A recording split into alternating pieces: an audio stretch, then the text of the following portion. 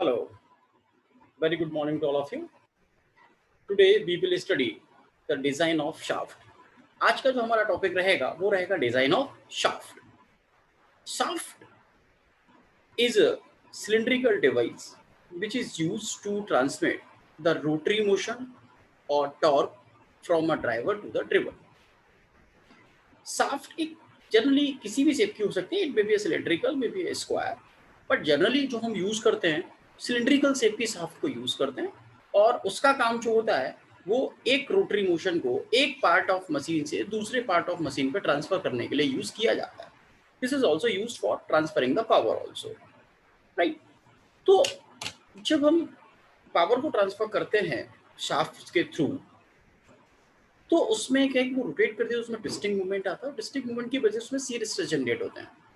और जो पुली माउंट होती है उसके ऊपर या गियर्स माउंट होते हैं जिसकी हेल्प से दूसरे अदर ड्राइवर पे जब हम पावर ट्रांसफर करते हैं तो उस गियर का या पुली का वेट भी होता है. तो उसकी वजह से क्या होगा, उस वेट की वजह से क्या होगा कि वर्टिकली डाउनवर्ड शाफ्ट को नीचे की तरफ बेंड करने की कोशिश करेगी. तो मतलब उसमें बेंडिंग स्ट्रेसेस भी जनरेट होते हैं. तो कुल मिला के when the shaft is transferring the power, there is combination of the stresses occurs. It may be a shear stress due to the twisting force and bending stress due to the weight of the pulley or the gear or the self weight of the shaft also. Sometimes उसमें axial loading भी लग जाता है. when the shaft is used as a pivot, तो उसमें axial loading भी होता है. तो शाफ्ट का जब डिजाइन करेंगे तो डिजाइन करने में हमें सबसे पहले पता होना चाहिए कि what type of loading occurs on the shaft. किस किस तरीके की लोडिंग शाफ्ट के ऊपर अकर कर सकती हैं. तो बेसिकली 3 तरीके के लोड शाफ्ट पे अकर करते हैं. ट्विस्टिंग लोड जिसकी वजह से शीयर स्ट्रेस जनरेट होता है.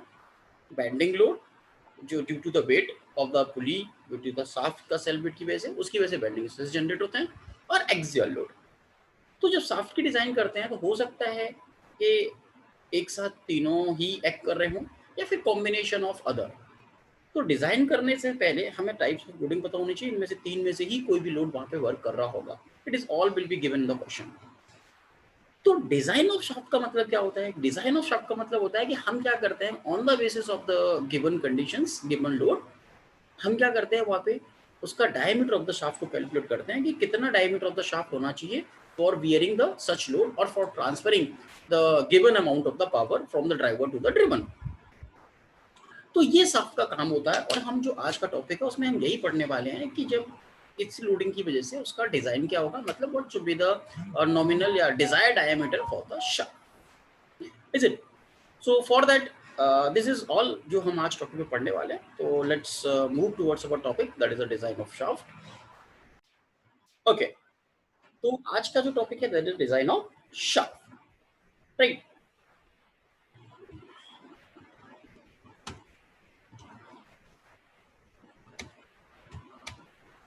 तो shaft is a rotating member usually of circular cross section. तो जो हम शाफ्ट यूज करते हैं जनरली किस तरीके का सर्कुलर क्रॉस सेक्शन का यूज करते हैं. मैंने कहा था कि it may B of any shape, but हम जनरली जो यूज करते हैं that is of circular shape, क्योंकि हम वहां पे रोटरी मोशन को ट्रांसफर करते हैं which transmits the power from rotation. The motion से हम पावर को ट्रांसमिट करते हैं. तो उसके ऊपर जो मैंने कहा था कि जो पुली या वेल्ड पुली लगी रहती है, sprocket are mounted on the shaft that are used to transmit the power. क्योंकि हम जो पावर ट्रांसमिट करते हैं दूसरे शाफ्ट पे वो किसकी हेल्प से करेंगे? With the help of gears, with the help of pulleys, flywheels, clutches, that the devices are mounted on the shaft, right. जिसकी हेल्प से हम क्या करते हैं पावर को ट्रांसमिट करते हैं, राइट. एक चीज होती है इसके अंदर कपलिंग्स. कपलिंग्स क्या होते हैं? Couplings are basically used to transmit the power from one shaft to the another. मतलब कपलिंग जो होते हैं, जैसे दो शाफ्ट हैं, तो अगर मुझे एक शाफ्ट से दूसरे शाफ्ट को पावर ट्रांसमिट करना है तो हम क्या करते हैं शाफ्ट को कपल कर देते हैं, मतलब ज्वाइन कर देते हैं. जैसे कि हम पढ़ते हैं design of muff coupling, sleep coupling, है ना, फ्लेंज कपलिंग्स एक्सेट्रा. तो कपलिंग्स क्या होते हैं? कपलिंग भी एक तरीके का मतलब डिवाइस है that is used to clamp the shafts so that the force और rotary motion can be transmitted from one shaft to the other, right.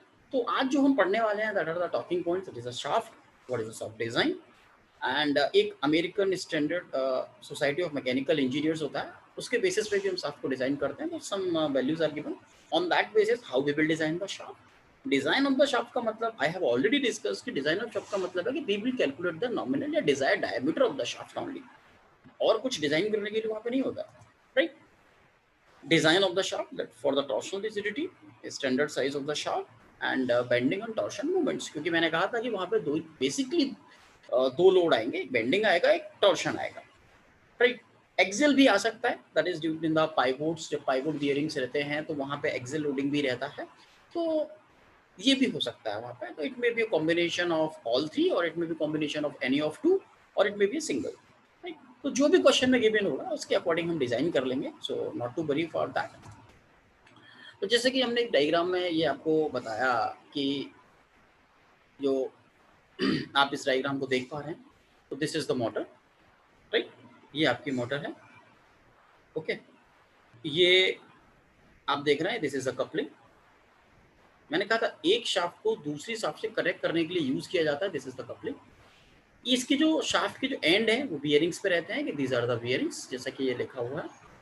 उसके बाद इसे हम शाफ्ट बोलते हैं, ये रही शाफ्ट, इसका ये दूसरा एंड भी ये बियरिंग पे है, और ये यहाँ से ड्राइवर से, दिस इज ड्राइवर, जो मोटर है दिस इज ड्राइवर, और यहाँ से हम ड्रिवन एलिमेंट पे with the help of this shaft अपने मोशन को या पावर को ट्रांसमिट कर रहे हैं हम किस पे, ड्रिवन मशीन पे। ड्रिवन का मतलब होता है फॉलोअर,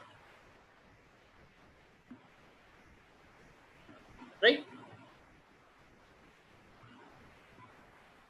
तो आप देख रहे होंगे शाफ्ट पे जब ये रोटेट करता है, जब ये रोटेट करता है इस तरीके से,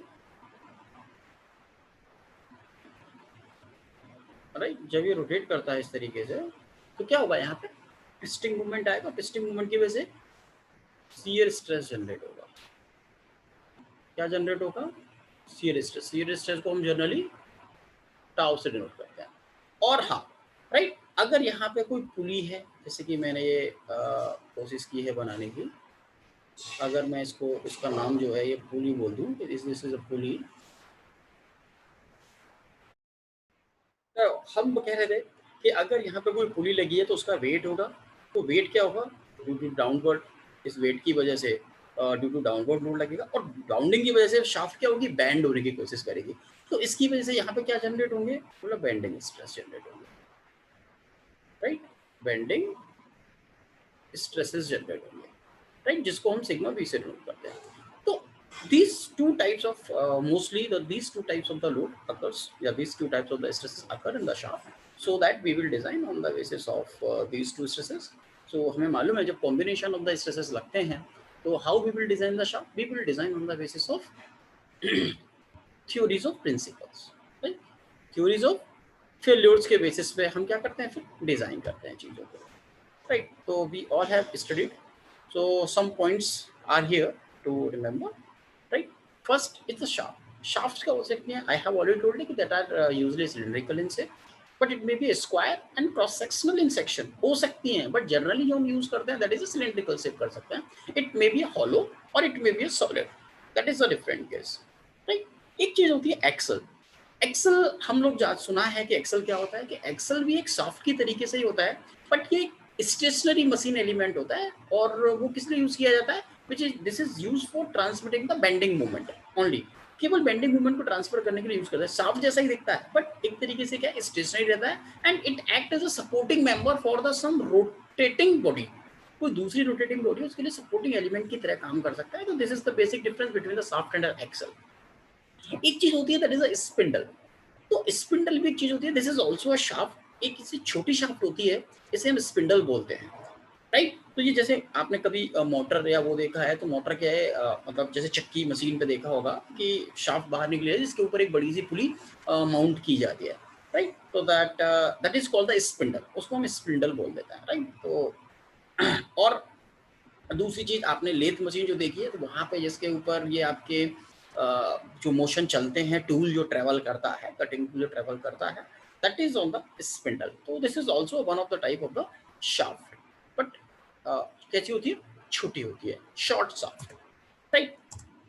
So this here is the material of the shaft. The किस type के materials को use किया जाता है shaft में? That are the some desirable properties of the shaft. That it should have the higher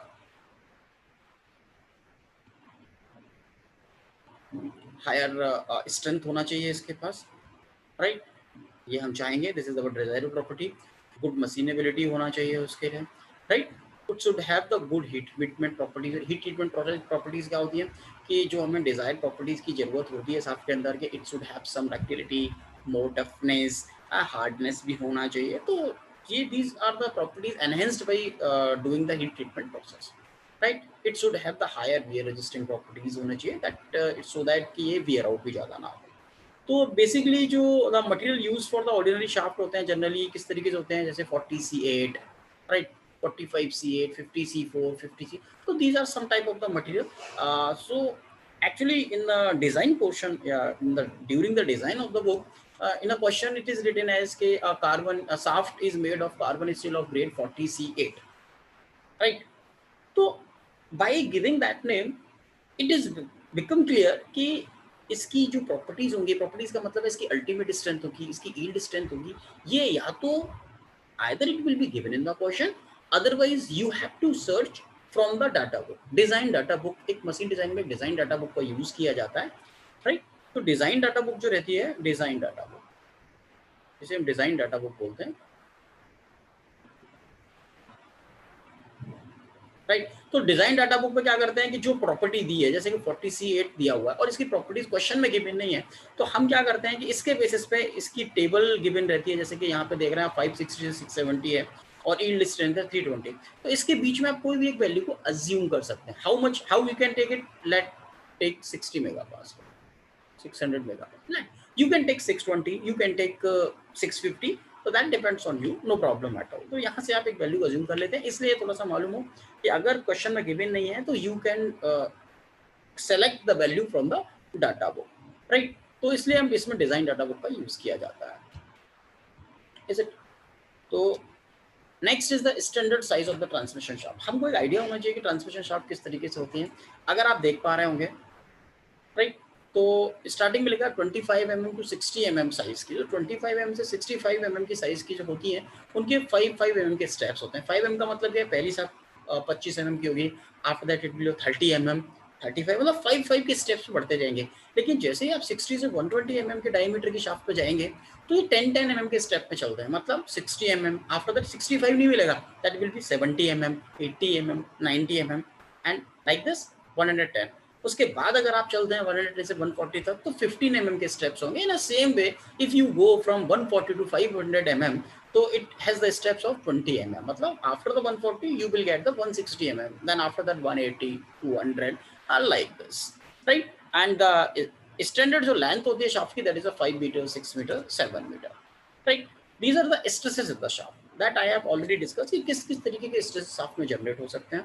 तो first is the shear stress. Shear stress किसकी वजह से जनरेट होगा? वी नो कि due to the transmission of the shaft, right? Due to the transmission of the shaft, right?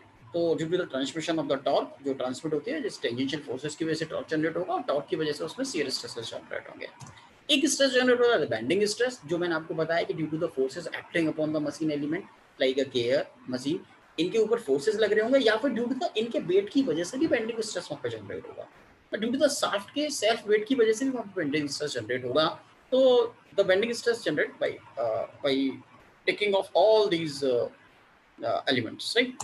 एक होता है axial stress, that due to the axial load, जैसा कि मैंने बताया था कि इन पाइवोट्स और थ्रस्ट बियरिंग्स वहाँ पे एक एक्सियल लोडिंग लगता है. तो if it is given, then you have to take care, या फिर you have to consider that axial load also, right? Some points you have to remember here. ये थोड़ा सा आप you all know that I have already, right? You all know, but मैंने सोचा कि एक बार बता दूं, रफली आइडिया आप ले लीजिए इसका कि क्या होता है कि हम जो बहुत सारी वैल्यूज़ को याद करना बहुत टफ होता है कि किसका यील्ड स्ट्रेंथ कितना है, अल्टीमेट कितना है, एंड्योरेंस कितना है, तो हाउ वी विल रिमेंबर. तो for that I have simply मैंने लिया है, क्योंकि मशीन डिज़ाइन में क्या है, फिक्स नहीं है, यू कैन कंसिडर, बट एक आइडिया होना चाहिए कि क्या वैल्यू आपको कंसिडर करनी चाहिए. तो जैसा कि आप देख पा रहे हैं, the yield strength in CM, yield strength in shear, जैसे कि जो यील्ड स्ट्रेंथ इन शियर होती है आपके टाउ या S Y S, Y S का मतलब है yield strength, shear yield strength. तो जनरली जो रहती है this is half of yield strength in tension, मतलब जो आपकी यील्ड स्ट्रेंथ रहती है इसका शियर यील्ड स्ट्रेंथ कितना होगा, इसका हाफ होगा। यील्ड स्ट्रेंथ इन टेंशन का मतलब है सिग्मा से डिनोट करते हैं उसको, और यील्ड स्ट्रेंथ इन शियर को हम टाउ से डिनोट करते हैं। तो जो टाउ होता है दैट इज हाफ ऑफ 0.5, या फिर हम एस वाई टी क्यों लिखा हुआ है हमने, एस वाई टी इसलिए लिखा हुआ है कि यील्ड स्ट्रेंथ इन टेंशन, हमने यहाँ पे क्या लिखा हुआ S Y S, yield strength in shear नाम से चल रहा है यहाँ पे, राइट। तो हाफ ले लेते हैं हम यहाँ पे जनरली, राइट। तो ये आप ध्यान रखें। ऐसे एंड्योरेंस स्ट्रेंथ की जरूरत है, क्योंकि हमने आपने प्रीवियस टॉपिक में पढ़ा था कि अगर फ्लक्चुएटिंग लोडिंग होती है तो then the elements are designed on the basis of endurance limit if there is a fluctuating loading, right. तो वहां पे हम एंड्योरेंस लिमिट की बात करते हैं। तो एंड्योरेंस लिमिट भी क्या होती है, in half of yield strength in tension, जो भी यील्ड स्ट्रेंथ इन टेंशन होती है उसका हम हाफ ले लेते हैं यील्ड एंड्योरेंस स्ट्रेंथ को। दिस इज एक जनरल वैल्यू, वो सिंपली तरीके से मैंने बनाया है तो जिससे कि आपको याद रह सके, राइट। अब आप बोलेंगे कि सर इसमें भी सीयर होगा, हाँ बिल्कुल सीयर होगा, क्योंकि shear yield strength in endurance limit क्या हो जाएगी, सीयर यील्ड स्ट्रेंथ क्या हो जाएगी 0.5 ऑफ एंड्योरेंस लिमिट, मतलब टेंशन का सीयर जो है वो हाफ होता है हमेशा, और एंड्योरेंस भी अपने टेंशन का हाफ होता है, राइट। तो इस तरीके से आप याद रख सकते हैं। अब एक चीज होती है, मैंने आपको पहले भी बताया था, एक टॉपिक बताया था, that is factor of safety. तो फैक्टर ऑफ सेफ्टी का था, मैंने कहा था कि जैसे कि ये टाउ है या फिर सिग्मा वाई है, ये क्या है, ये आपकी क्या है, ये मैक्सिमम वैल्यूज है, बट हम इस पर डिजाइन नहीं करते, हम डिजाइन कितने पे करते हैं, इससे भी कम पे, मतलब design by factor of safety, हम इसके बेसिस पर डिजाइन करते हैं। जैसे कि फैक्टर ऑफ सेफ्टी की वैल्यू 2 है, अगर इसकी वैल्यू लेट्स 50 है, फैक्टर ऑफ सेफ्टी की वैल्यू 2 है, तो ये कितना निकल के आएगा, बोला 25।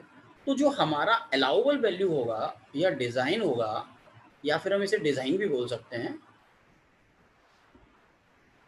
तो डिजाइन स्ट्रेस कितना होगा हमारा 25, कि हम 25 के बेसिस पर डिजाइन करेंगे, राइट। तो this I have already discussed in my previous topic, that is a factor of safety.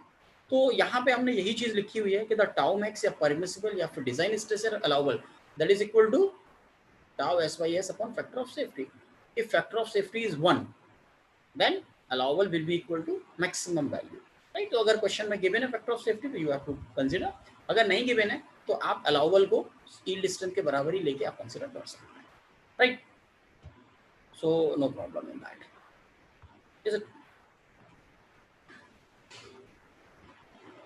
Right. एक चीज आती है अमेरिकन स्टैंडर्ड की वजह से, मैंने कहा था एएसएमई के बेसिस पे भी हम मैक्सिमम वैल्यूज को कंसीडर करते हैं। तो according to the American Society of mechanical Engineers, codes are for the design of shaft, right. तो एएसएमई की बेसिस पे भी हमने क्या है, ट्रांसमिशन शाफ्ट को कुछ वैल्यूज हैं मैक्सिमम मिनिमम किस तरीके से कंसीडर करते हैं, have a look on it. तो मैक्सिमम देखिए, दो तरीके से चीज शाफ्ट का डिजाइन किया जाता है, राइट।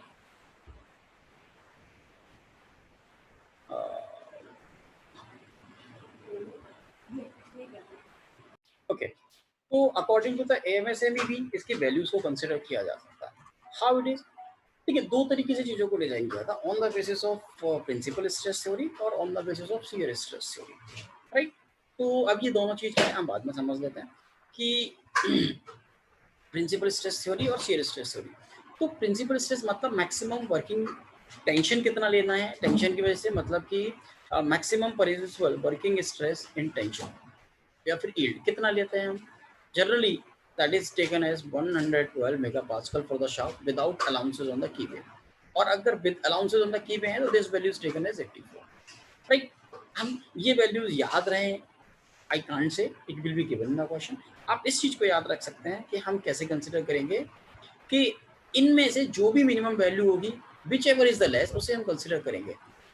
इन टेंशन के केस में क्या करेंगे, when the shaft is under the tensile stresses, तो कैसे जनरेट करेंगे, this will B either 0.6 of yield strength और 0.36 of ultimate strength, इनमें से जो भी कम होगी उसको हम सिग्मा टी को कंसीडर करेंगे, which is which ever is the less, जो भी इनमें से लेस होगी उसके लिए हम सिग्मा टी को यहाँ से हम कैलकुलेट कर देंगे। दिस इज, ये कौन कहता है, ये कहता है American Society of mechanical engineers. तो क्वेश्चन में क्लियरली गिवन होगा कि आपको शाफ्ट किस बेसिस पर डिजाइन करना है, राइट। तो यहाँ से आपको कैसे लेना है, या तो 0.6 ऑफ यील्ड स्ट्रेंथ या फिर 0.36 ऑफ अल्टीमेट स्ट्रेंथ, इसमें से जो भी कम होगा आपको उसके बेसिस पे कंसिडर करना है, right. Next is maximum permissible stress in shear, है ना। ऐसे ही जैसे हमने टेंशन में देखा, ऐसे ही शियर में भी हुआ। तो शियर में कितना लेते हैं, जस्ट इसका हाफ कर दीजिए। मैंने कहा था ना टेंसाइल का शियर क्या होगा, जस्ट हाफ ही होता। तो आप यहाँ से देख रहे होंगे 112 है, तो इसका हाफ कर दिया हमने 56, 42, राइट। और यहाँ पे भी हम जो चीज है वो देखते हैं,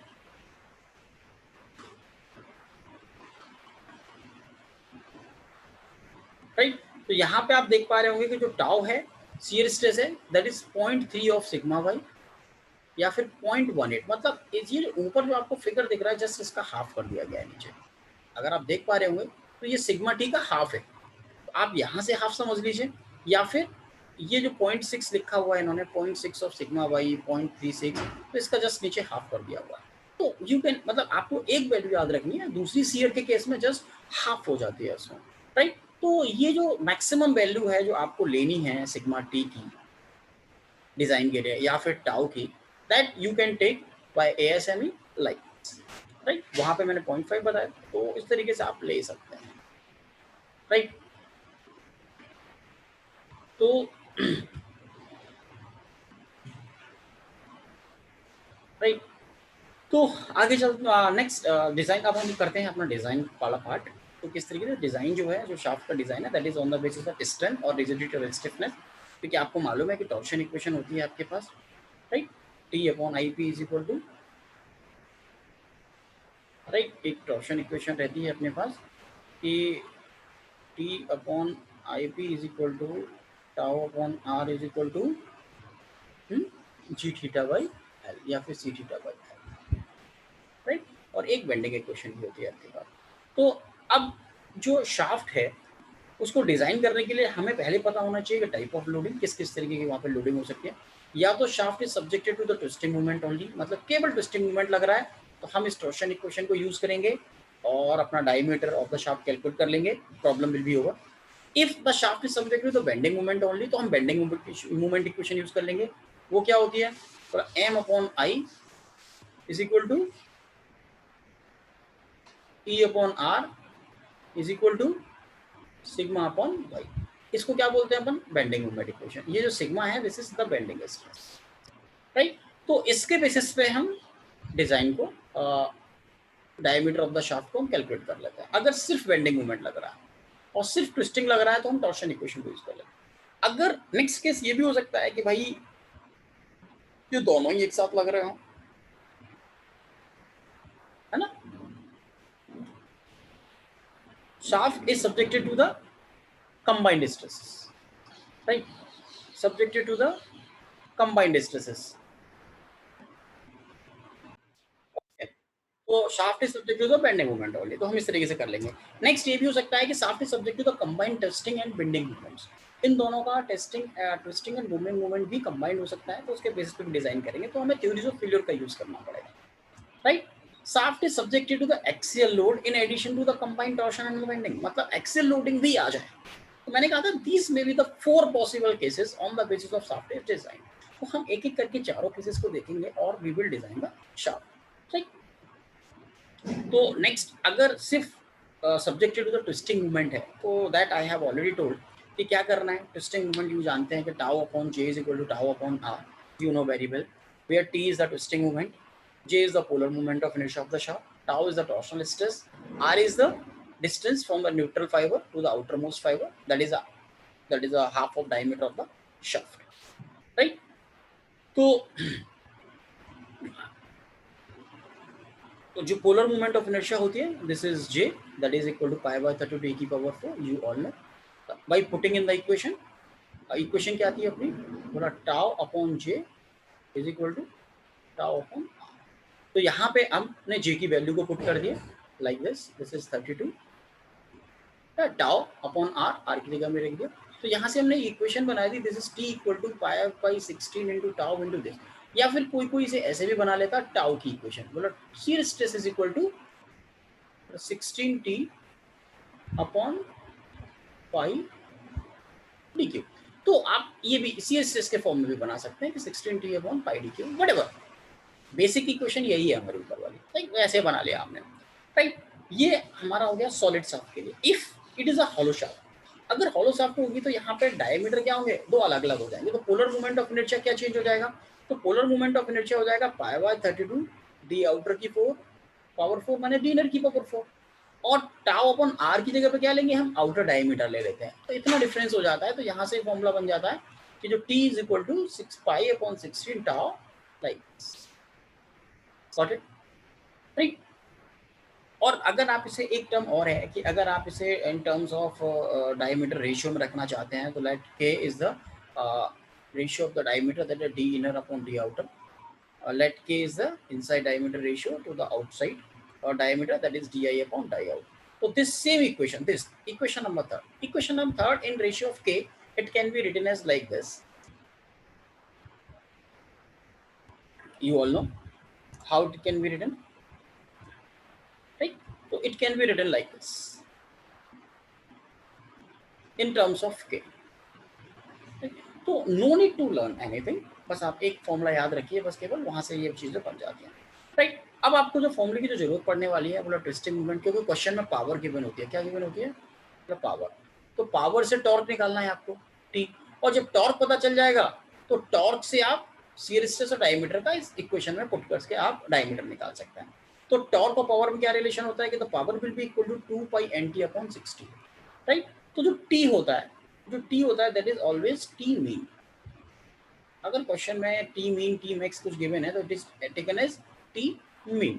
तो this is the twisting moment, N is the speed of the shaft in RPM, right? एक चीज और होती है कि अगर कोई चीज है जैसे कि आप जानते हैं बेल्ट एंड पुली के केस में, लाइक दिस, एक इधर टेंशन है, एक इधर टेंशन है, इधर टेंशन T1 है, that is a tension on the tight side, T2 is the tension in the slack side.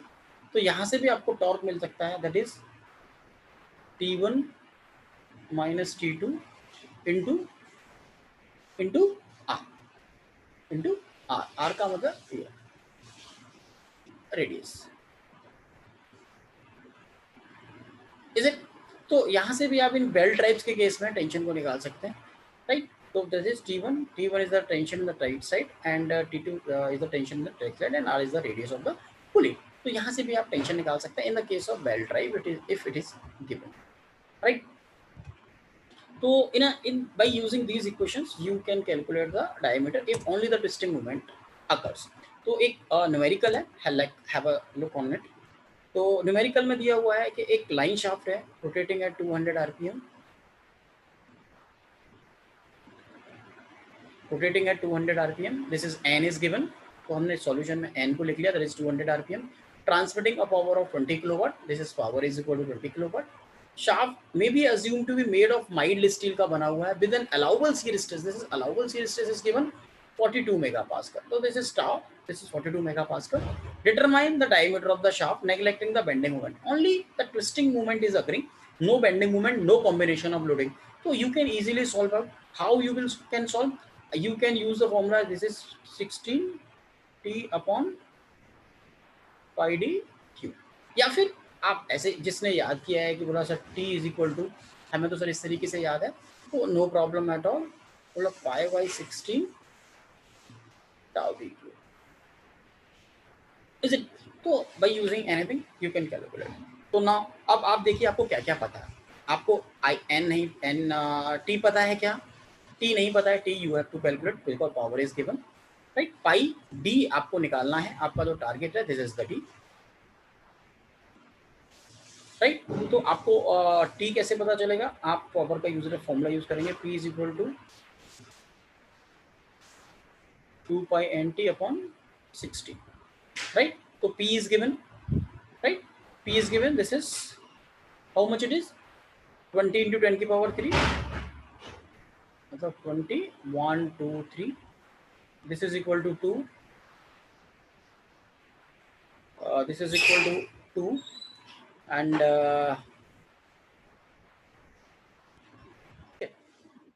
okay, so this is 2 into pi, and n is given, I think, 200 rpm, and let t you have to find out, that you have to calculate, then by 60. So by using this formula you can find out all the values, and after getting the value of t you can put in the above formula, then you can calculate the diameter of the shaft. So this is very simple, right? Quite, it is a very simple problem. So by this way you can calculate the diameter of the shaft, and this is done, right? So let's check with the answer, right? By using this formula you will calculate the t, right? After putting this value you will calculate the diameter, then it is coming 48.7 or it may be 50. आपको higher value को choose कर लेना है for the safe side और for the safe reason, right? In a same way एक और second problem मैंने आपको दिया हुआ है, तो you can calculate by this also. So इसको भी अपन देख लेते हैं थोड़ा सा क्विकली. एक डायमीटर ऑफ द सॉलिड आपको निकालना है, जो पावर है वो कितना ट्रांसमिट कर रहा है, this is 20 kilowatt, right? n is the 200 rpm, tau ultimate distance दिया हुआ है, right? Can be taken as this, and factor of safety is this. यहाँ पे factor of safety given है 8. अगर if the hollow shaft is used in place of solid shaft, ये बोल रहा है कि अगर solid shaft की जगह पे hollow shaft को यूज किया जाए, what find the inside and outside diameter of the solid hollow shaft when the ratio of inside diameter to the outside diameter is 0.5.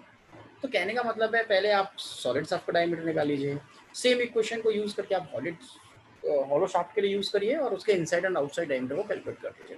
How you will calculate? The same way कि you will that is t is equal to 16t upon pi d3. How you will get the t? For getting the t you have the formula t equal to 2 pi n t by 60. यहाँ से आपको t मिल जाएगा, इस t को आप इस फॉर्मूले में पुट कर दीजिए, you will calculate the t, right?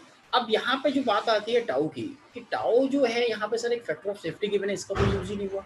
तो सर आपको एक चीज बताते हैं कि जो ये टाउ है, ये जो टाउ है ये क्या होता है, बोला अलाउबल या फिर डिजाइन वाला. तो ये कैसे पता चलता है? This is tau ultimate upon factor of safety. Tau ultimate आपको कितना गिवन है? This is 360 upon factor of safety, this is 7.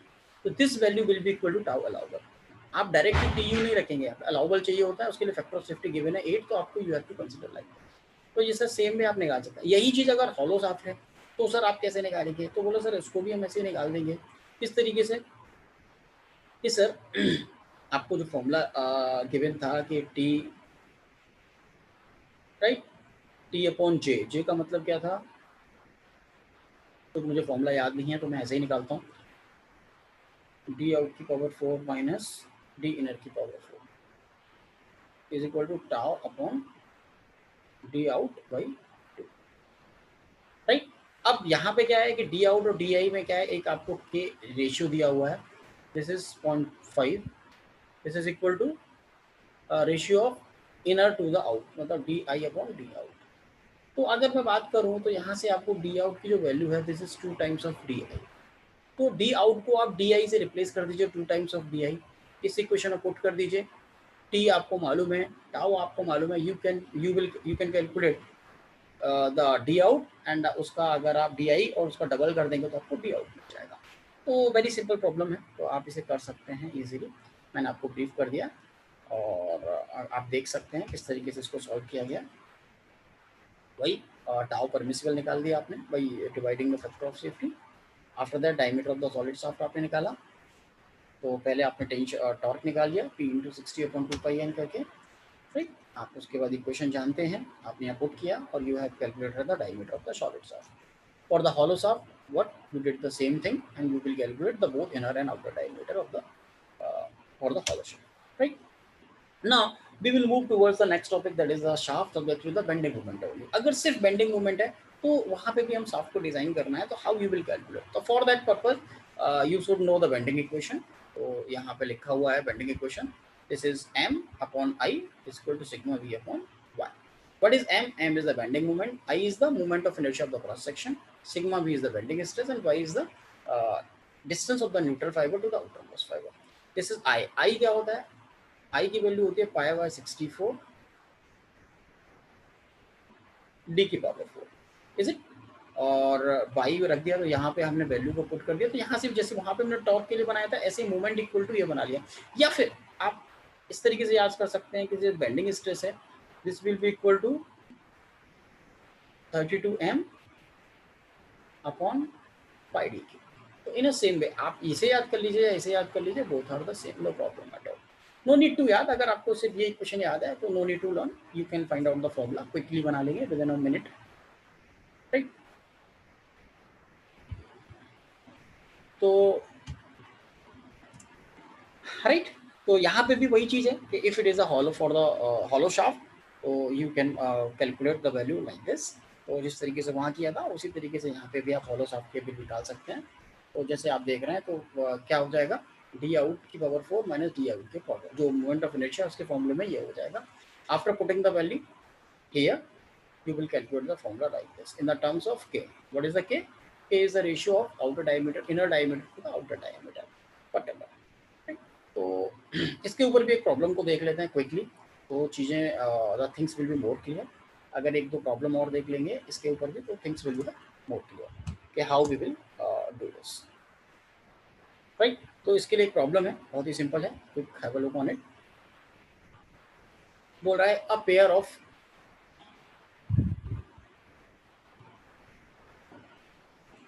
a pair of wheels of railway wagon carries a load of 50 kilonewton on each axle box, acting at a distance of 100 mm from outside the wheelbase। तो ये diagram है, outside the wheel से 100 mm की distance पे बना हुआ है। तो ये आप देख रहे हैं ये व्हील बेस है, यहाँ से 100 mm की डिस्टेंस पे ये लगा हुआ है। आपका क्या लगा हुआ है? Pair of wheels of railway का, right. A gauge of radius 1.4 metre, gauge का मतलब है ये डिस्टेंस बीच की, this is 1.4 metre. Find the diameter of the axle of the between the wheel, क्योंकि रोटेटिंग नहीं है सिर्फ एक्सल है, तो व्हील्स ये इसका आपको क्या निकालना है, बोला डायमीटर निकालना है। If the stress not to exceed 100 megapascal, जो स्ट्रेसेस है वो 100 मेगापास्कल से एक्सीड नहीं होना चाहिए, मतलब बेंडिंग स्ट्रेस जो जनरेट होंगे यहाँ पे, the generated bending stress should be less than और इक्वल टू 100 मेगापास्कल, राइट। तो हम देख लेते हैं given value, is a W 50 kilo Newton, L ये डिस्टेंस को हमने एल बोल दिया है, दिस इज 100 mm, इस डिस्टेंस को हमने एक्स बोल दिया है, दिस इज 1.4, एंड यहाँ पर जो स्ट्रेस जनरेट बेंडिंग स्ट्रेस जो मैक्सिमम वैल्यू होनी चाहिए वो 100 मेगापास्कल की होनी चाहिए, ठीक है। तो तो सबसे पहले तो बात ये समझ में आ गई सर, यहाँ पे शियर स्ट्रेस तो जनरेट होगा नहीं, राइट। और यहाँ पे क्या है, बोला सर ये वेट लगे हुए हैं, तो यहाँ पे क्या होगा, बेंडिंग स्ट्रेस जनरेट होगा। तो बेंडिंग स्ट्रेस कैसे जनरेट होगा, यू नो वेरी वेल कि सर ये वेट लगे हुए हैं, ये लगे हुए हैं, और ये सर यहाँ पे क्या है, सपोर्ट है। तो इसका मतलब है एक तरीके से यहाँ पर रिएक्शन जनरेट होंगे जो हमने दिखाए हैं, this is R C and this is R D, ये ऊपर की तरफ होंगे। तो आपको सबसे पहले क्या निकालना पड़ेगा, बोला बेंडिंग मूवमेंट। बेंडिंग मूवमेंट कैसे पता चलेगा, बोला किस सेक्शन पे बेंडिंग मूवमेंट सबसे ज़्यादा है। आफ्टर दैट जहाँ बेंडिंग मूवमेंट ज़्यादा होगा आपको बेंडिंग मूवमेंट पता चल जाएगा, फिर आप बेंडिंग स्ट्रेस की इक्वेशन यूज करके डायमीटर ऑफ द शाफ्ट निकाल सकते हैं। तो फॉर कैलकुलेटिंग द रिएक्शन, तो सबसे पहले आपको ये दोनों रिएक्शंस कैलकुलेट करनी पड़ेंगे। तो आपको रिएक्शंस कैसे कैलकुलेट करेंगे, आप किसी भी एक पॉइंट के अबाउट मूवमेंट ले लीजिए, राइट, आर सी और आर डी, या फिर आप ऐसे बोल सकते हैं कि सिमेट्रिक है तो दोनों में 50-50 आएगी, नो प्रॉब्लम एट ऑल। तो आपने पहले दोनों की रिएक्शंस को कैलकुलेट किया, तो reactions will be the 50 kilo Newton on each. कैसे आया ये मैंने बहुत ही सिंपल तरीके से निकाल दिया, क्योंकि सिमेट्रिक है तो रिएक्शंस यही आएंगे। या फिर आप इस तरीके से ऐसे निकाल सकते हैं, बोला R C plus R D that is equal to 50 plus 50, right. और आप एक चीज़ ये कर लीजिए कि सर एक पॉइंट के अबाउट मूवमेंट ले लीजिए, किसी भी पॉइंट के अबाउट, जैसे कि मैंने आर सी के अबाउट मूवमेंट ले लिया, दैट इज इक्वल टू 0। तो किस तरीके से आएगा, बोला ये 50 इंटू 100 का मतलब है 0.1, ये क्लॉकवाइज एंटी क्लॉकवाइज, ये जो है ये क्लॉकवाइज बनाएगा एंटी क्लॉकवाइज बनाएगा, बोला सर ये एंटी क्लॉकवाइज बनाएगा तो मैंने माइनस साइन रख दिया। फिर आप इधर आए इधर आए इधर, ये वाला एक ये रिएक्शन आ रहा होगा आपका, ये रिएक्शन क्या बनेगा, है ना। तो ये रिएक्शन भी क्या है, बोला एंटी क्लॉकवाइज है, तो ये भी इसको फेवर कर देगा। तो हम लिख देंगे माइनस आर डी, और ब्रैकेट में क्या लिख देंगे, ब्रैकेट में लिख देंगे हम 1.4, तो ये हो गया प्लस 0.1 का डिस्टेंस, सॉरी सॉरी ठीक है 1.4 तक का ही लेंगे सर, राइट। और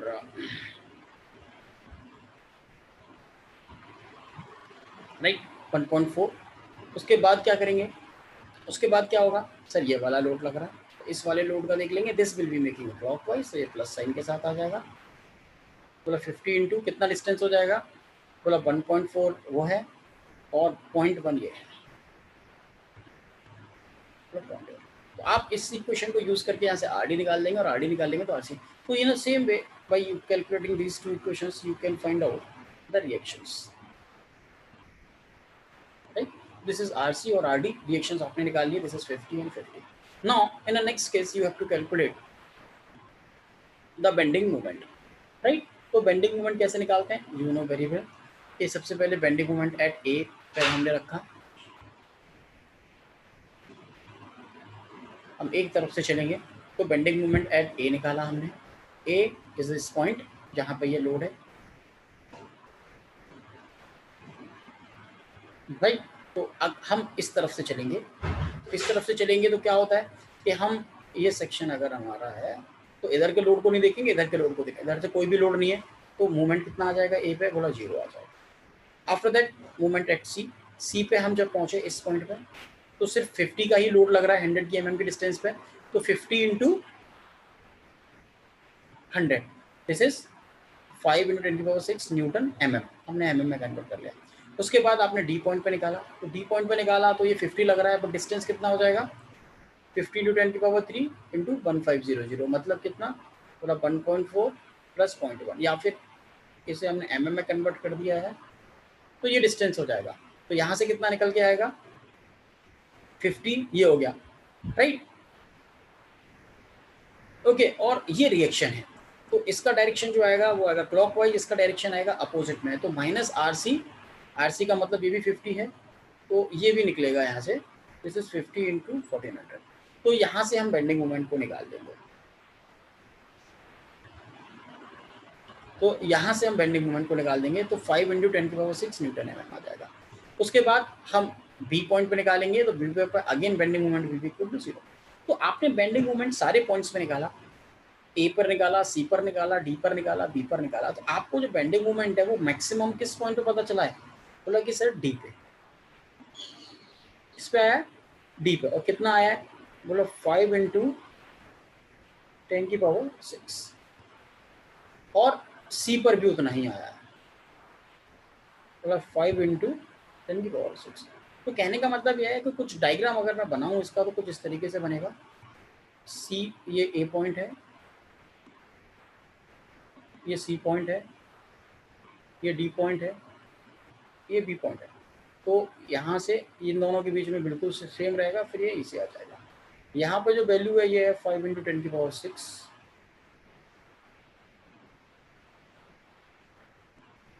न्यूटन है। तो इस तरीके से इसका बेंडिंग मोमेंट डायग्राम बन जाएगा, बट हमें no need to draw the bending moment diagram, we have to find out only the maximum value of the bending moment, this is 5 into 10⁶ newton. तो यहाँ से हमें बेंडिंग मोमेंट की value पता चल गई। नाउ जब हमें बेंडिंग मोमेंट की वैल्यू पता चल गई है, तो now put this value in the bending equation and you can we will find out the diameter of the shaft, so that will be the design of the shaft for us. Okay, so have a look on it. तो हमने ये निकाल लिया है, right. तो हमने क्या किया, नेक्स्ट अपना वही जो इक्वेशन था वहाँ पे पुट कर दिया मोमेंट वाला इक्वेशन है, right.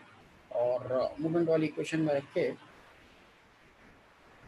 we have okay, so हमने नाउ इन दिस इस जगह पे रखने के बाद we have calculated by putting in this equation, we have calculated the diameter of the shaft and this will come 80 mm. So in this way we will find out the diameter of the shaft on the basis of bending strength only. और हमने torsion के ऊपर भी देख लिया। Now the question, जब combined loading हो जाएगी फिर हम किस तरीके से डायमीटर को निकालेंगे। तो next topic will be this, right. तो अपना जो नेक्स्ट टॉपिक है वो यही होने वाला है कि when the combined loading is acting then how we will find out the diameter of the shaft, और या फिर how we will design the diameter of the shaft. तो when the shaft is subjected to the combined twisting and the bending moment, जब shaft combined twisting and bending moment होता है तो किस तरीके से चलता है उसकी बात चल रही है, राइट।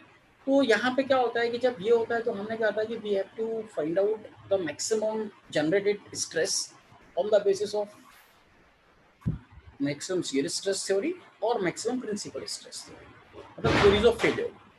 तो या तो मैक्सिमम शियर स्ट्रेस थ्योरी के बेसिस पे डिजाइन करेंगे या फिर मैक्सिमम नॉर्मल स्ट्रेस या फिर रैंकाइन थ्योरी या फिर प्रिंसिपल स्ट्रेस थ्योरी, एक ही के नाम है उसके बेसिस पे। क्योंकि जब डक्टाइल मटेरियल होता है तो हमको पता होता है जब डक्टाइल मटेरियल होते हैं that are weak in the shear, that are weak in the shear. अगर वीक इन द शियर होते हैं तो हम उसे किसकी थ्योरी के बेसिस पे डिजाइन करते हैं, मैक्सिमम शियर स्ट्रेस थ्योरी के।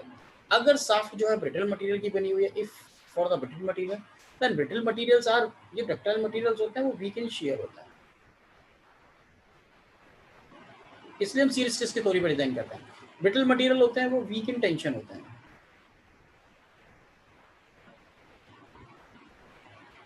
तो हम उनको डिजाइन करते हैं on the basis of normal stress theory या फिर प्रिंसिपल स्ट्रेस, राइट। तो इनके लिए हमें थ्योरीज ऑफ फेलियर के फॉर्मूले मालूम होते हैं पहले से कि मतलब मैक्सिमम शियर स्ट्रेस कितना होता है, तो tau max is equal to half of under root sigma B square plus 4 tau square,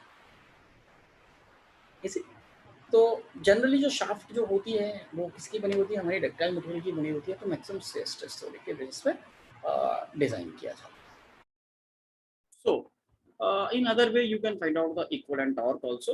Either you can use this formula, otherwise you can use the equivalent torque formula. For that purpose what we will do, we will replace this sigma b by this formula, that is 32 m upon pi dq, and same tau equal to 16 t upon pi dq. So replace this, put this sigma b in this formula and put the tau here. So what you will get, you will convert this form into the bending moment and torque, is it? So how, right? Okay, next let's see here what we have did. We have replaced the sigma b value by this and or by t value by this, right? Take the 32 m upon pi dq common out, तो in under root क्या रह जाएगा फिर, under root M square plus T square. तो आप क्या करिए फिर यहाँ से जो 16 टी अपॉन पाई डी की वजह टाउ आके मल्टीप्लाई कर दीजिए इधर। तो ये जो फॉर्मूला बन गया 16 tau max into D Q, तो आप इसको क्या लिख सकते हो, ये M square plus T square, इसको क्या बोल सकते हो आप, बोला कि सर हम इसको नया नाम दे देते, that is T equivalent, it is equivalent torque. What is equivalent torque, it is equivalent when bending moment और torsion both are applied. So this is known as equivalent twisting movement denoted by TE, right? The formula will be become this. So either you can use this formula or you can use that tau max formula. Both are same. It depends on you कि आप किस formula को use करना चाहते हैं. In a same way, for the maximum normal stress theory, ये भी हमने प्रिंसिपल स्ट्रेस से निकाला था कि जो सिग्मा बी या नॉर्मल स्ट्रेस होता है उसका फॉर्मूला क्या होता है, half of sigma B plus half of under root sigma B square plus tau square. In a same way आप अगर इक्विवेलेंट बेंडिंग मोमेंट यहाँ निकालना चाहते हैं तो बेंडिंग मोमेंट कैसे निकल सकता है कि आप सिग्मा बी को अगेन रिप्लेस कर दीजिए 32 m upon pi D Q से, और टाउ को अगेन रिप्लेस कर दीजिए आप 16 t upon pi D Q से, तो आपको कुछ इस तरीके की फॉर्म बन जाएगी, राइट। ये सिग्मा बी इक्वल टू है, आप इसका इधर आके मल्टीप्लाई और डिवाइड कर दीजिए तो कुछ इस तरीके से इक्वेशन बन जाएगी आपकी, राइट। तो ये जो टर्म है इधर वाला इसे आप इक्विवेलेंट मूवमेंट बोल सकते हैं, राइट। तो इक्विवेलेंट मूवमेंट बोल देंगे आप, ओके ओके। तो ये जो एक्सप्रेशन आपका बन के आ गया ये, तो ये जो है ये आपका इक्विवेलेंट मूवमेंट का फॉर्मूला बन गया, that is half of m plus under root m square plus t square. तो अगर आप यहाँ से इक्वलेंट मोमेंट निकाल दीजिए और उसको फिर इसके बराबर कर दीजिए, तब भी आप डायमीटर को निकाल पाएंगे। तो either you can this equivalent torque और मोमेंट फॉर्मूला, और either you can use that tau और सिग्मा भी फॉर्मूला। तो बोथ आर सेम, हमने सिर्फ इक्वेशन को इक्वेशन कन्वर्ट कर दिया। तो देखिए ये चीजों को क्लियर करते हैं, जैसे हम आगे का एक न्यूमेरिकल सॉल्व करेंगे तो the things will be more clear to you, right, things will be more clear to you, right. तो यहाँ पे क्या चीज है, shaft refers to rotating element that I have already discussed to you. Rotating element used to transfer the power. तो यहाँ पे तीन पॉसिबल केस होते हैं when shaft is subjected to the combination of axial load, bending and torsion. तो जो sigma x का term है उसे हम किससे रिप्लेस कर देंगे, सिग्मा ए प्लस सिग्मा बी से, राइट। बस इतना ही, ये जो फॉर्मूला है हमारा सिग्मा मैक्स का, इसमें हम सिग्मा एक्स की जगह पे क्या लिख देंगे, सिग्मा ए प्लस सिग्मा बी, अगर एक्सियल लोड भी लगा हुआ है तो, और अगर नहीं लगा है तो एक्सियल लोड नहीं लगा है तो उसको काट दीजिए, तो सिग्मा एक्स की जगह पे सिर्फ सिग्मा बी लिख दीजिए। ऐसे ही टाउमेक्स का फॉर्मूला आपको बताया था, अभी टाउमेक्स क्या होता है दिस, या फिर आप अभी अभी हमने बताया कि आप इक्विवेलेंट मोमेंट का फॉर्मूला, इक्विवेलेंट टॉर्क का फॉर्मूला भी यूज कर सकते हैं यहाँ पे। तो आपको आपके ऊपर डिपेंड करता है कि आप कौन सा भी फॉर्मूला यूज कर लीजिए जो भी आपको इजीली याद रह सके, है ना। जैसे कि यहाँ पे मैंने एक ही लाइन में लिखा हुआ है लास्ट में, राइट, लाइक दिस, ये है सिग्मा बी।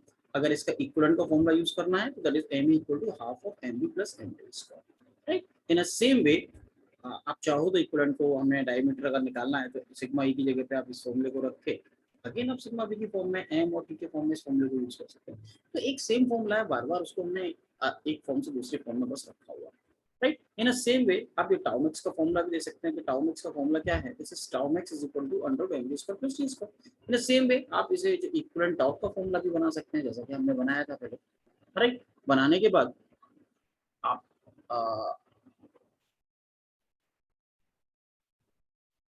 राइट,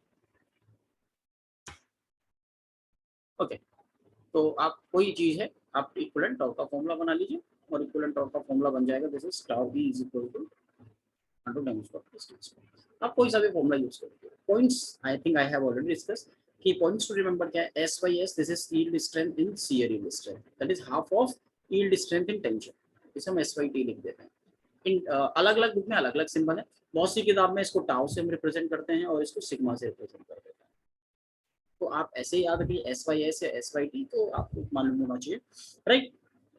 और अगर factor of safety of given है तो टाउ मैक्स या परमिसिबल टाउ जो क्या हो जाएगा, that is shear stress upon factor of safety, right. Design on the basis of torsional rigidity, torsional rigidity के बेसिस पर डिजाइन करना है तो हमें क्या टॉर्शन इक्वेशन यूज करनी पड़ती है, that is T upon I P is equal to G theta upon L.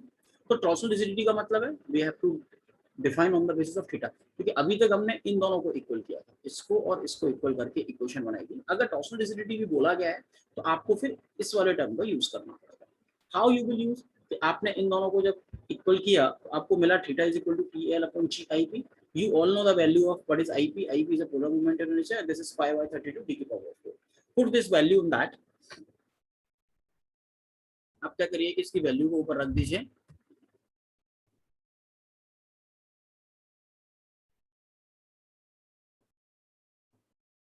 Okay. तो आपने इसकी वैल्यू को यहाँ पर रख दीजिए, थीटा की वैल्यू को, और आप इसके बेसिस पे भी डायमीटर को निकाल सकते हैं, राइट। तो हैव अ लुक, एक न्यूमेरिकल देख लेते हैं तो चीजें और क्लियर हो जाएंगी। तो ये एक न्यूमेरिकल है, let's see, right. A solid circular shaft is subjected to the bending moment of 3000 kilometre, तो हम यहाँ लिख लेते हैं bending moment is equal to 3000 newton metre and torque of 10,000 newton metre, this is torque, this is 10,000 newton metre. shaft is made of 40 C8, right, having an ultimate tensile strength is given and ultimate shear strength is also given। तो हमको कोई table देखने की जरूरत नहीं पड़ेगी फिर, क्योंकि वैल्यूज आर गिवन। अगर ये नहीं गिवन होती तो व्हाट वी विल डू कि अपन 40 C8 के सामने इसकी वैल्यूज अल्टीमेट shear strength और अल्टीमेट टेंसाइल स्ट्रेंथ की वैल्यूज को टाटा बुक से निकाल लेते हैं, ठीक है। Factor of safety is given as a 6, तो we have written factor of safety is 6, right. आपसे पूछा गया determine the diameter of the shaft। तो यहाँ पे क्या है, अभी हमने पहले जो प्रीवियस देखा था कि वहाँ पे सिंपल एक टॉर्शन लगा हुआ था या फिर सिंपल बेंडिंग लगा हुआ था। Now in this case both are acting simultaneously, मतलब this is a case of combined loading, right. तो what you have to do, आपको ये देखिए पहले तो shaft is made of 45C steel. Steel का मतलब क्या है कि this is made of ductile material. सबसे पहले तो आपको ये क्लियर करना पड़ेगा। डक्टाइल मटेरियल है तो आप किसके बेसिस डिजाइन करेंगे? On the basis of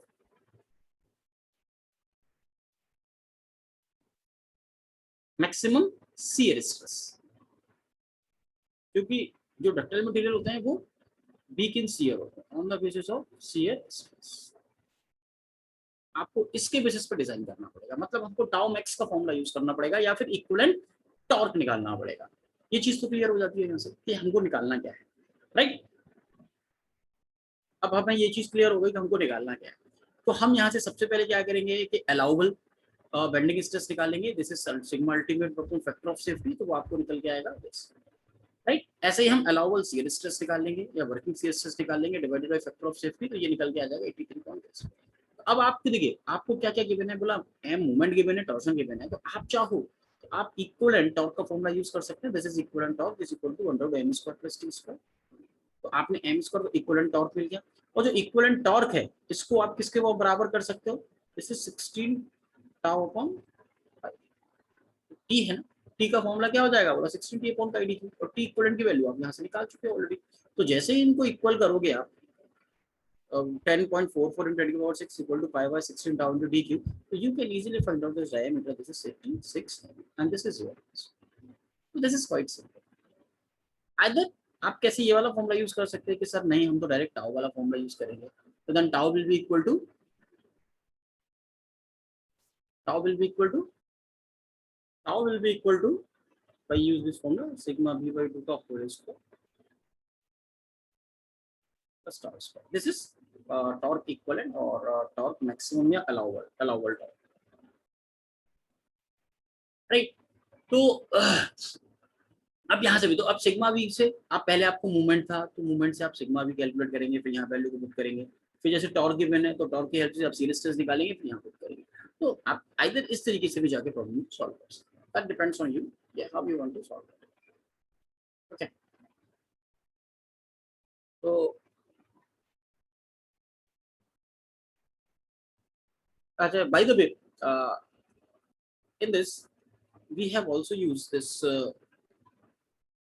maximum normal stress theory. By that also you have calculated the diameter, what answer will be larger of both of the two, that's 86. But actually one thing I will make you clear here, okay, if the question is given is a mild steel, then no need to design on the basis of normal stress theory, because अगर ductile material का बना हुआ है तो आप shear stress theory से ही design करें, क्योंकि सिंपल आप एक लाइन में लिख सकते हैं कि डक्टाइल मटेरियल का है, स्टील है, तो that's why we will design on the basis of maximum shear stress. So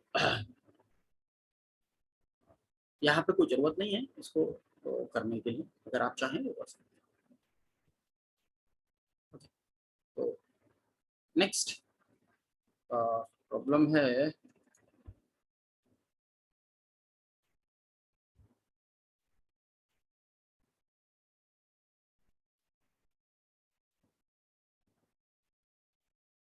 now we have one problem, we will try to solve this.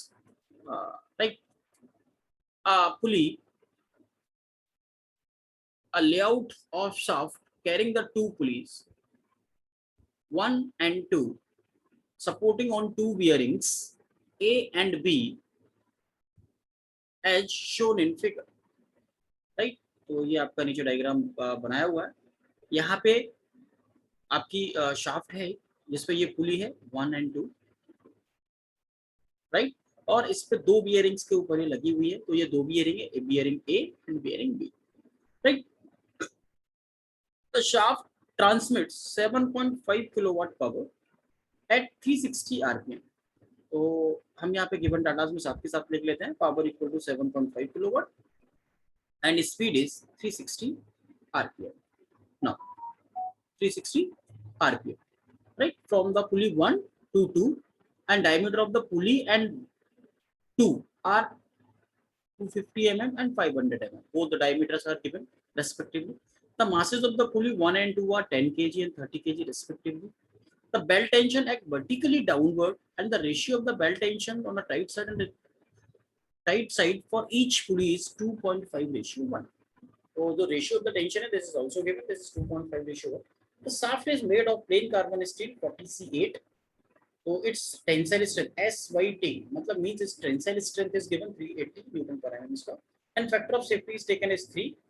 Estimate the diameter of the shaft. You have to find out the diameter of the shaft. Next case, if the permissible angle of the twist is 0.5 per meter, if maximum जो torque या twisting आएगा shaft में वो कितना दिया हुआ 0.5 degree per metre length, तो calculate the shaft diameter on the basis of torsional rigidity. तो यहाँ पे एक और डायमीटर आपको निकालना है on the basis of torsional rigidity. For that G is given. तो कहने का मतलब क्या है कि ये दो पुली है, उन पुली पे ऐसे करके रोप होगी, जो इसका मैंने आपको इधर साइड भी बना के दिया हुआ है दोनों पुली के लिए. तो ये अंदर वाली पुली है ना, पुली 1, पुली 2, right. This is the pulley 1. outside pulley you can take it 1 and 2. It depends on the diameter. 1 का diameter है 2, so this is 1 pulley and outer wise is 2 pulley. दोनों पे जो टेंशन है वो नीचे की तरफ लगा हुआ vertically downward. तो we have considered the tension on the pulley 2 पे, this is T4 and T3, and on the pulley 1 this is T1 and T2. T1 and T2 are the tension on the pulley 1, and T3 and T4 are the tension on the pulley 2. Both have the different tension because the ratio of the tension is given. Okay. So, what is the ratio of the tension? This is T1 upon T2 is equal to T3 upon T4 is equal to 2.5:1, because this is given in the question, right? So this is the tension in the bed. Now, next is G is the given. This is modular of rigidity, and theta is given. This is 0.5 per meter. So all the parameters are given. Now, think. यहाँ पर थोड़ी देर रुकेंगे, problem के बारे में सोचेंगे कि problem है क्या और हम किस तरीके से सॉल्व कर सकते हैं. देखिए, आपकी चीज क्या है कि प्रॉब्लम सॉल्व करने के लिए आपको पुली को डिजाइन करना होगा, डायमीटर निकालना है शाफ्ट का. तो आपके पास क्या है, सबसे पहले तो एक चीज को ये देखिए कि जो बनी हुई है वो किसकी बनी हुई है, प्लेन कार्बन स्टील, मतलब डक्टाइल मटेरियल की बनी हुई है. तो एक तो बात समझ में आ गई कि इसमें टाउ मैक्स वाला फॉर्मूला यूज होगा. टाउ मैक्स वाला फॉर्मूला क्या होता है, आपको बहुत अच्छे से मालूम है कि tau max is equal to under root sigma v by 2 का square plus tau square. Is it? या फिर हम इसे इस तरीके से भी याद कर सकते हैं कि equivalent torque, torque is equal to under root m square plus t square, whatever you want to do. तो इसके लिए अगर मैं यही बात करूं कि इक्विवेलेंट टॉर्क का फॉर्मूला है, तो इसके लिए मुझे क्या क्या चाहिए इक्विवेलेंट टॉर्क के लिए, कि बोला सर मूवमेंट चाहिए, क्योंकि this is not given in the question directly, और प्लस t चाहिए. और क्या चाहिए? t चाहिए. जो टॉर्क इक्विवेलेंट है this is m square plus t square. तो आपको m की जरूरत है और t की जरूरत है. अगर ये दोनों मिल जाएंगे तो आप टॉर्क इक्विवेलेंट निकाल सकते हैं. और टॉर्क इक्विवेलेंट का फॉर्मूला आप किस तरीके से अप्लाई कर देंगे कि आपको मालूम है tau is equal to 16t upon pi. तो यहाँ से जैसे टॉर्क इक्विवेलेंट मिलेगा आपको, टाउ की वैल्यू आपके पास पहले से ही होगी, यहाँ रखेंगे तो आपको डायमीटर की वैल्यू मिल जाएगी. तो आप इस तरीके से जा सकते हैं, राइट. या फिर आप टॉर्क का फॉर्मूला यूज करेंगे. तो आपके पास जो पहला क्वेश्चन है वो है सर मूवमेंट निकालना है, हमको टॉर्क निकालना है. जैसे ये दोनों चीज मिल जाएंगी, हम यहाँ पे आएंगे, फटाफट से डायमीटर निकाल देंगे. तो ये वाला प्रॉब्लम ऊपर वाला होगा. Is it? आई थिंक बात समझ में आती है. ओके, तो सबसे पहले हम चलते हैं टॉर्क की तरफ कि टॉर्क को कैसे निकाल सकते हैं. क्योंकि टॉर्क के लिए क्या है कि आपको पावर गिवन है क्वेश्चन के अंदर, राइट. पावर आपको क्वेश्चन में गिवन है, राइट. तो ये जो मैंने फॉर्मूला, आप इस फॉर्मूले को यूज कर सकते हैं, वो इक्विवेलेंट टॉर्क वाला. This is this. तो अब आपको क्या है, जो टाउ मैक्स है ये कैसे पता चलेगा, क्योंकि सर सीरीज लिस्टेड क्वेश्चन के अंदर गिवन है, फैक्टर ऑफ सेफ्टी गिवन है.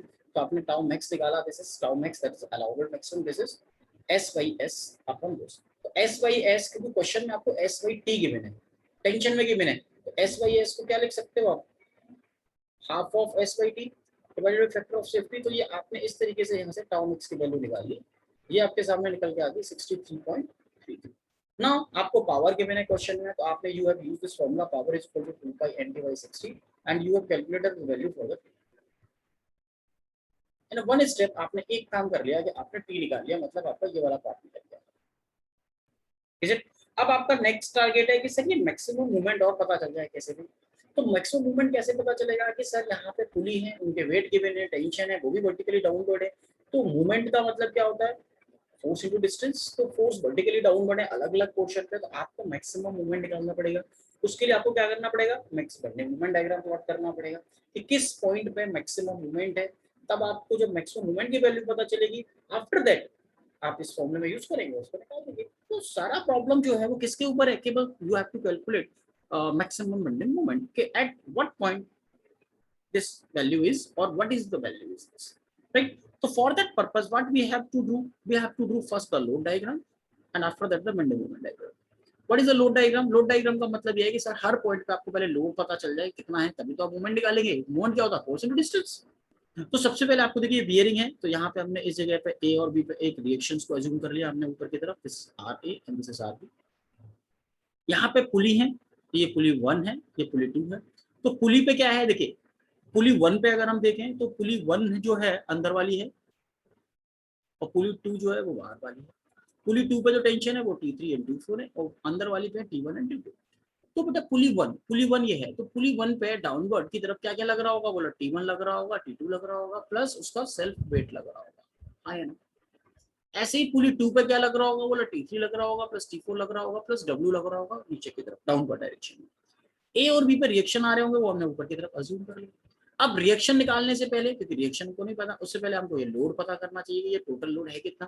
तो T1 T2 T3 T4 W1 W2 ये 4 पैरामीटर से आपको निकालने पड़ेंगे। तो कैसे मिलेंगे कि सर आपको जब टॉर्क मिल गया तो टॉर्क का जो फॉर्मूला होता है वो क्या होता है, बोला T1 minus T2 into D1/2 या फिर T3 minus T4 into D2/2। ये मैंने आपको पहले भी बताया हुआ है। तो आप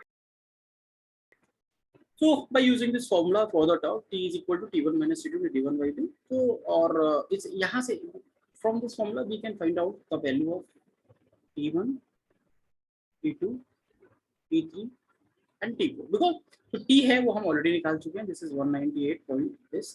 तो हमें डायमीटर भी मालूम है दोनों की, हम यहाँ पे पुट करेंगे तो हमें T1 T2 T3 T4 की वैल्यूज पता चल जाएंगे। अब हमें क्या पता करना है, तो T1 T2 T3 T4 पता है, द वेट भी पता करना है। तो वेट तो क्या है, this is given in the question, right, this is given in the question. तो वहां से हम निकाल लेंगे what will be the total load at this point. तो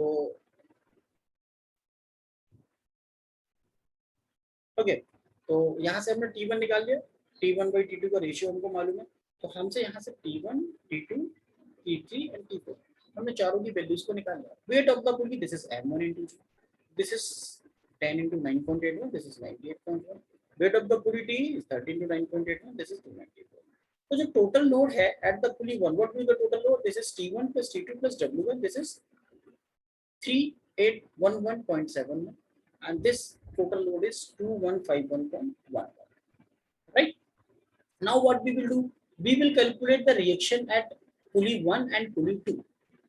Pulley 1 and pulley 2. So RA plus RB will be equal to this equation and taking the moment about A for calculating the reaction. तो calculating the reaction के लिए हमने moment ए के about हमने total moment लिया। जब moment लिया तो हमने यहाँ से आर ए और आर बी की वैल्यू को भी कैलकुलेट कर लिया। This is coming -830, minus means हमने ऊपर की तरफ डायरेक्शन लगाया तो ये गलत है, वहाँ पे एक्चुअली में जो डायरेक्शन है वो नीचे की तरफ आ रहा होगा। बट डोंट केयर, अगर आप नेगेटिव साइन के साथ रखिए अपने डायरेक्शन को, मतलब जो आपने लगाया है अब उसको आप कंसिडर करिए, तो माइनस साइन के साथ आप यूज कर लीजिए उसको।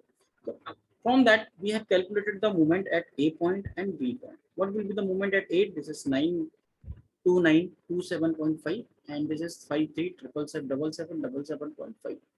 तो यहाँ से क्या पता चला कि bending moment is maximum at a point. Bending moment कहाँ पे है, बोला ए पॉइंट पे मैक्सिमम है, तो हमें मैक्सिमम बेंडिंग मोमेंट की वैल्यू पता चल गई, राइट। नाउ बेंडिंग मोमेंट की वैल्यू हमको ओके। तो ये जैसे आपने बेंडिंग मोमेंट डायग्राम में प्लॉट किया, जब आपको T1 plus T2 plus W1 का पूरा लोड पता चल गया इस पॉइंट पे आपने रिएक्शन भी दोनों कैलकुलेट कर ली, तो आपने एक तरफ से चल के बेंडिंग मोमेंट ड्रॉ किया एट 2 पे, दिस इज 0। ए पर हमने निकाला, तो बी पर हमने कैसे निकाला, यहाँ का this distance, right, load into this distance, और हमने ए और बी पे मोमेंट निकाला, तो हमें क्या पता चला कि at the point A the bending moment is maximum. तो जैसे ही हमें मैक्सिमम पता चला तो हमको m की वैल्यू पता चल गई और t की वैल्यू पता चल गई, this is the value of t, right. तो हमारा जो फॉर्मूला था this is tau max is equal to 60 into this, तो हमें m की वैल्यू भी पता चल गई, t की वैल्यू पता चल गई, इस फॉर्मूले में पुट करेंगे टाउ मैक्स की वैल्यू हमको पहले से पता है, दिस इज 63.33, राइट। तो यहाँ पर कौन सा पेरीमीटर है, यहाँ से हम डायमीटर को फिर निकाल सकते हैं, इज इट। तो इस तरीके से हम क्या करेंगे, यहाँ से इसका डायमीटर निकालेंगे। नाउ तो what will be our next step, step number 4 for shaft diameter.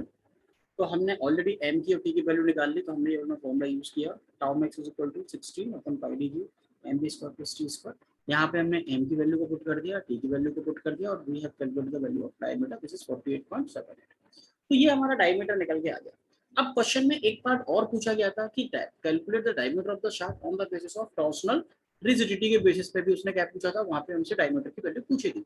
उसके लिए हमें गिवन था क्वेश्चन में कि theta should be equal to 0.05 पर metre, this is the maximum value of the theta, इससे ज्यादा नहीं होना चाहिए वहां पर ट्विस्ट, राइट। तो हम यहाँ पे क्या यूज करेंगे, वही torsion equation, T upon I P equal to G theta upon है, I P will be equal to T L by G. I P की वैल्यू क्या होती है, बोला पाई बाई 30, जो डायमीटर की वैल्यू इसके अंदर छिपी होती है। टी एल बाई जी जे, आपको कौन सी वैल्यू नहीं पता है आप ये बताइए।